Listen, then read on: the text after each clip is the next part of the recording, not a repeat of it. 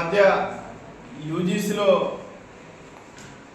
కొత్త నిబంధనలు తీసుకొచ్చారు. కొత్త డ్రాఫ్ట్ను సెంట్రల్ గవర్నమెంట్ ఆలోచనతో వారు ఇచ్చిన గైడ్లైన్స్తో యూజీసీలో అనేక మార్పులు చేశారు. ఈరోజు రాష్ట్రాలకు ఉన్నటువంటి అధికారాలను అదేవిధంగా ఫెడరల్ వ్యవస్థ స్ఫూర్తికి వ్యతిరేకంగా ఈరోజు అనేక అందులో ముసాయిదాలు చేర్చినటువంటి పరిస్థితి ఉన్నది. రాష్ట్రాలకు సంబంధించినటువంటి హక్కులు మొత్తం కూడా కాలరాసే విధంగా అనేక మార్పులు తీసుకొచ్చారు.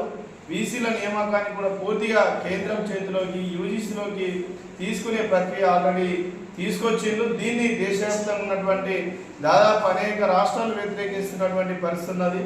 ఈరోజు ఏదైతే రాష్ట్ర ప్రభుత్వాలు బీసీ నియామకానికి కావాల్సిన 10 ఏళ్ల నిబంధనను కూడా ఈరోజు తొలగించినటువంటి పరిస్థితి ఉన్నది. కేవలం పారిశ్రామికవేత్తలను కానీ తమ భావజాలానికి అనుకూలంగా ఉన్నటువంటి వ్యక్తులను ఈరోజు బీసీలా నియమించి యూనివర్సిటీలపై పెత్తనం చెలాయించడానికి అనేక కుట్రలు పడుతున్న విషయం ఈరోజు ఇందులో స్పష్టంగా అర్థమవుతుంది. అదేవిధంగా అసిస్టెంట్ ప్రొఫెసర్లను కానీ ఇందులో నియామకాలను చేపట్టే ప్రక్రియ కూడా పూర్తిగా యూజీసీ తీసుకున్నటువంటి పరిస్థితి ఉన్నది.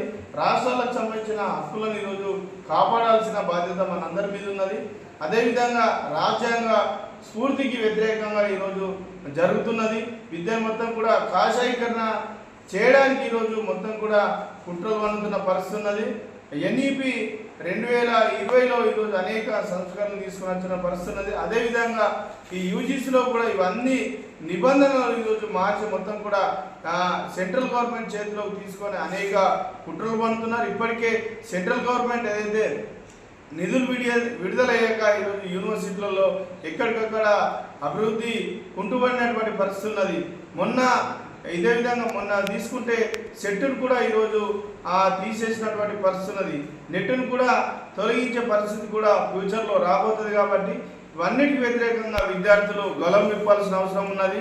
మన హక్కులను ఈరోజు కాపాడుకోవాల్సిన అవసరం ఉన్నది.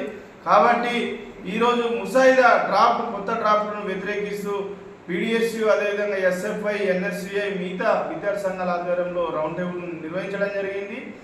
ఏదైతే డ్రాఫ్ట్ను పూర్తిగా మేము అన్ని సంఘాలుగా వ్యతిరేకిస్తున్నాం. డ్రాఫ్ట్ వెంటనే వెనక్కి తీసుకోవాలి, లేకపోతే విద్యార్థి సంఘాలు అన్ని ఆధ్వర్యంలో పెద్ద ఎత్తున ఆందోళన కూడా చేపడతామని ఈ రౌండ్ టేబుల్ సమావేశం సందర్భంగా మేము హెచ్చరిస్తున్నాం.